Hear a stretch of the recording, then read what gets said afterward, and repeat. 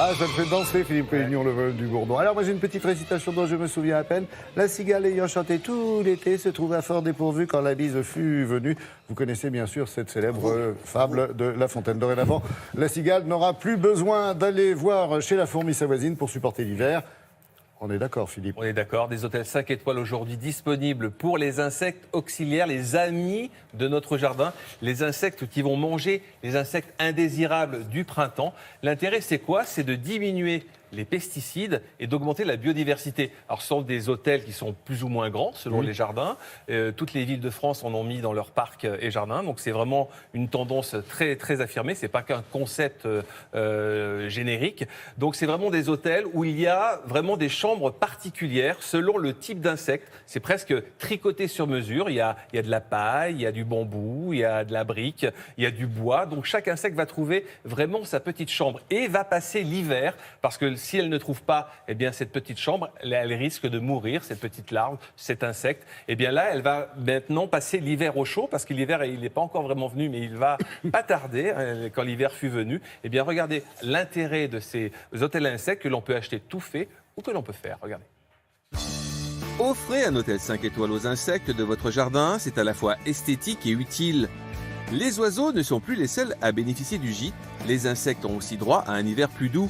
Quel est véritablement l'intérêt d'implanter ce type de maison?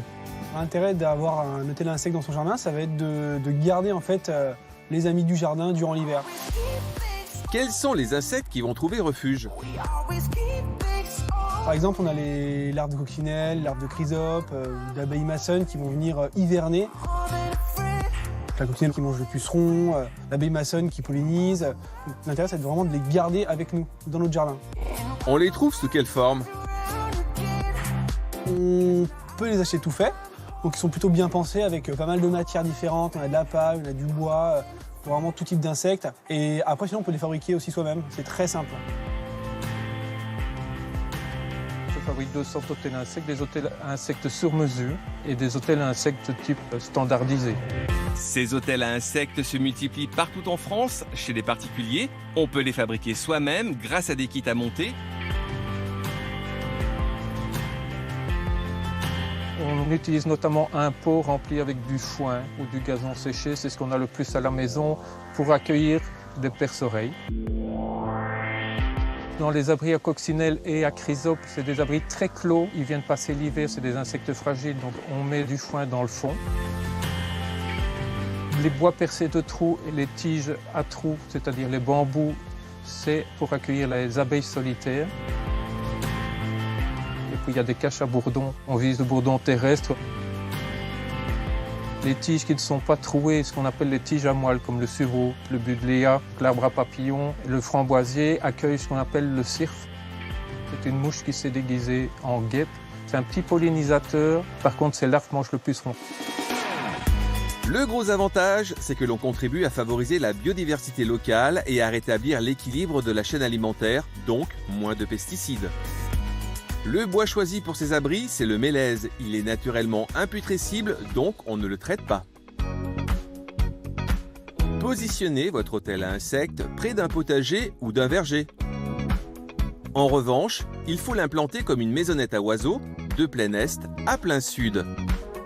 Et positionnez la face pleine d'eau aux pluies battantes. Car tous les insectes qui vont passer l'hiver ne vont pas rester dans cet hôtel à insectes. Et le bois va trop travailler. Ainsi, il risque d'écraser certains insectes, comme les abeilles solitaires.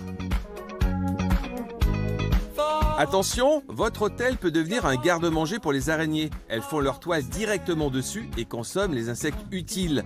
Alors n'hésitez pas à passer le plumeau de temps en temps.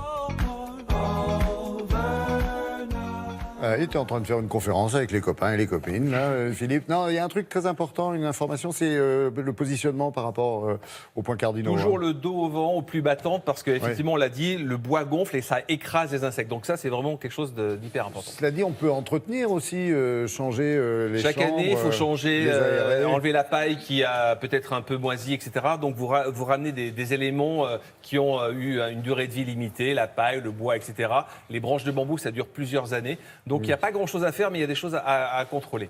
Rapidement, parce que c'est la saison de s'occuper des insectes, on peut s'occuper aussi des hérissons, des autres petites bêtes. Oui, quand vous avez un tas de bois, n'allez pas trop farfouiller dedans. Il y a pas mal d'animaux qui se mettent dedans. Des On peut mettre des crocodiles, pierres des plates hippopotames. également, des pierres plates pour les grenouilles, etc. Les hérissons aussi aiment bien se cacher sous des arbustes, sous des haies. N'allez pas trop perturber cette faune et cette flore au jardin. C'est sur de la microfaune et la microflore. En ce moment, tout dort. Merci.